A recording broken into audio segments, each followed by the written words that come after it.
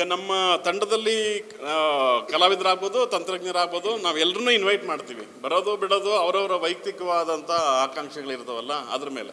So ಕೆಲವರಿಗೆ ಅವ್ರಿಗೆ self interest ಇರಬೇಕು, ನಮ್ಮ ಸಿನಿಮಾ, ನನ್ನ ಬೆಳವಣಿಗೆ, ನನ್ನ ಕೆರಿಯರು ಅಂತ ಹೇಳಿ. ಅವರು ನಾಯಕ ನಟರಾಗಿ ಎಂಟ್ರಿ ಆಗ್ತಾ ಇರುವಂಥ ಮೊದಲನೇ ಸಿನಿಮಾ ಇದು. ಗೌರವ್ ಶೆಟ್ಟಿಯವರು ಕೂಡ ನಾಯಕ ನಟರಾಗಿ ಎಂಟ್ರಿ ಆಗ್ತಿರುವಂಥ ಮೊದಲನೇ ಸಿನಿಮಾ.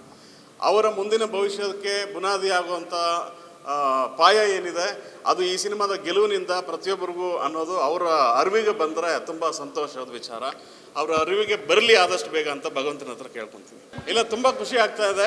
ಒಂದು ಭಾರತ ಚಿತ್ರರಂಗದ ಅದ್ಭುತ ನಟ ಕಿಶೋರ್ ಅವರು ನಮ್ಮ ಸಿನಿಮಾಗೆ ಬಂದು ಸೆಲೆಬ್ರಿಟಿ ಶೋಗೆ ಅವರು ಸಿನಿಮಾ ನೋಡಿ 2 ತಾಸು ನೀಟಾಗಿ ನಕ್ಕು ಹೊಟ್ಟೆ ಉಣ್ಣಾಗೋಷ್ಟು ಅವರು ತುಂಬ ಎಂಜಾಯ್ ಮಾಡಿದ್ರು. ವಿಶೇಷವಾಗಿ ಕಥೆ ಬಗ್ಗೆ, ಸ್ಕ್ರೀನ್ ಪ್ಲೇ ಬಗ್ಗೆ ಅವರು ಹೆಚ್ಚು ಪ್ರಶಂಸೆ ಮಾಡಿದ್ರು. ಅದು ನನಗೆ ಒಬ್ಬ ಬರಹಗಾರನಾಗಿ ಒಳ್ಳೆ ಹೆಮ್ಮೆ ಇದೆ. ಸಾಕಷ್ಟು ಇಡೀ ಹಾಲ್ ತುಂಬಿತ್ತು, ನೀವೇ ನೋಡಿದ್ರೆ ಎಲ್ಲರೂ ತುಂಬ ಖುಷಿಪಟ್ಟರು, ತುಂಬ ಎಂಜಾಯ್ ಮಾಡ್ತಿದ್ರು. ನಮ್ಮ ಶ್ರಮಕ್ಕೆ ಒಂದು ತಕ್ಕ ಫಲ ಸಿಕ್ಕಿದೆ ಅನ್ನೋದೊಂದು ಖುಷಿ ಆಯಿತು. ಸಾಕಷ್ಟು ಪ್ರಚಾರ ಇನ್ನೂ ಜನ ನೋಡಿದಂಥವ್ರು ನೀವು, ನಿಮ್ಮ ಬಂಧು ಬಳಗ, ಸ್ನೇಹಿತ ವರ್ಗಕ್ಕೆ ಈ ಸಿನಿಮಾ ಬಗ್ಗೆ ಮಾಹಿತಿ ಕೊಡಿ. ಸಿನಿಮಾ ಅದ್ಭುತವಾಗಿ ಮೂಡಿ ಬಂದಿದೆ. ಅದು ನೋಡಿದವ್ರು ಎಲ್ಲರೂ ಹೇಳ್ತಿರೋವಂಥದ್ದು. ನಾವು ನಮ್ಮ ಹೆತ್ತವ್ರಿಗೆ ಹೆಗ್ಣ ಮುದ್ದು, ನಾವು ಅದನ್ನು ಕೊಚ್ಕೊಳ್ಳೇಬೇಕು, ಅದು ಬೇರೆ ಪ್ರಶ್ನೆ. ಬಟ್ ಅದಕ್ಕೆ ಹೊರತಾಗಿ ಜನಗಳು ಅದನ್ನು ಹೇಳ್ತಾ ಇದ್ದಾರಲ್ಲ, ಅದು ನಮಗೆ ಖುಷಿ. ಸೊ ತುಂಬ ಚೆನ್ನಾಗಿದೆ. ಒಂದು ಒಳ್ಳೆ ಕಾಮಿಡಿ ಕಂಟೆಂಟು, ಇಲ್ಲಿವರೆಗೂ ಬರದೇ ಇರೋವಂಥ ಒಂದು ಸಸ್ಪೆನ್ಸ್ ಥ್ರಿಲ್ಲರ್ ಕಾಮಿಡಿ ಕಂಟೆಂಟ್ ಇದು. ಸೊ ಸಾಕಷ್ಟು ಕಲಾವಿದರು ದಂಡ ಇದೆ, ಹಾಸ್ಯ ಕಲಾವಿದರು ದಂಡ ಇದೆ. ಸೊ ದಯವಿಟ್ಟು ಚಿತ್ರಮಂದಿರಕ್ಕೆ ಬಂದು ಚಿತ್ರವನ್ನು ನೋಡಿ ಬೆಂಬಲಿಸಿ. ನಿಮ್ಮ ಚಪ್ಪಾಳೆ ಮತ್ತು ಸಿಳ್ಳೆಯಿಂದನೇ ಸಿನಿಮಾ ನಿಜವಾದ ಸೂಪರ್ ಹಿಟ್ ಆಗುವಂಥದ್ದು. ನನ್ನ ಸಂದರ್ಶನದಲ್ಲಿ ಪ್ರತಿಯೊಂದು ಕಡೆ ನಾನು ಹೇಳ್ತಾ ಬರುವಂಥದ್ದಿದೆ.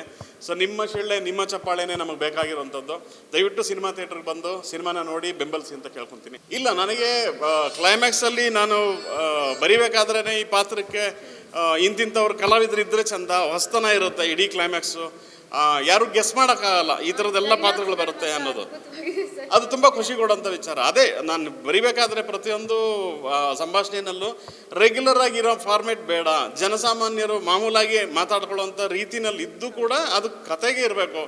ಪಾತ್ರಗಳು ಆ ರೀತಿ ಮಾತಾಡೋವಂಥ ಪಾತ್ರಗಳಿದ್ದರೆ ಚಂದ. ಯಾಕಂದರೆ ಸ್ಪೆಷಲ್ಲಾಗಿ ಇವಾಗ ನಾವು ಡ್ರ್ಯಾಗನ್ ಮಂಜು ಎಕ್ಸಾಂಪಲ್ ಅವ್ರನ್ನ ಇಲ್ಲಿವರೆಗೂ ಒಡಿ ಬಡಿ ಕಡಿ ಅಂತ ನೋಡಿರ್ತೀವಿ. ಅವರು ಒಂದು ಜಡ್ಜ್ ಪಾತ್ರದಲ್ಲಿ ನ್ಯಾಯಮೂರ್ತಿಗಳಾಗಿ ಅವರು ಮಾತಾಡೋವಂಥ ಸ್ಟೈಲ್ ಇದೆಯಲ್ಲ, ಅದು ನಿಜವಾದ ನ್ಯಾಯಮೂರ್ತಿಗಳು ಮಾತಾಡೋಂಥ ರೀತಿ ಬರೆದ್ರೆ ಜನ ರಿಸೀವ್ ಮಾಡಲ್ಲ. ಅವರ ಇಮೇಜ್ನೂ ನಾವು ತಗೊಂಡೋಗ್ಬೇಕು, ನನ್ನ ಪಾತ್ರದ ನ್ಯಾಯಮೂರ್ತಿಗಳನ್ನೂ ನಾನು ತೊಗೊಂಡೋಗ್ಬೇಕು. ಅದೆರಡು ಬ್ಲೆಂಡ್ ಆಗಿರೋದ್ರಿಂದ ಅದು ಸ್ಪೆಷಲ್ ಆಗಿ ಕಾಣುತ್ತೆ ಪರದೆನಲ್ಲಿ. ಸೊ ಈ ರೀತಿ ಎಲ್ಲ ಪಾತ್ರಗಳು ಅದು ತುಂಬ ವರ್ಕೌಟ್ ಆಗಿದೆ.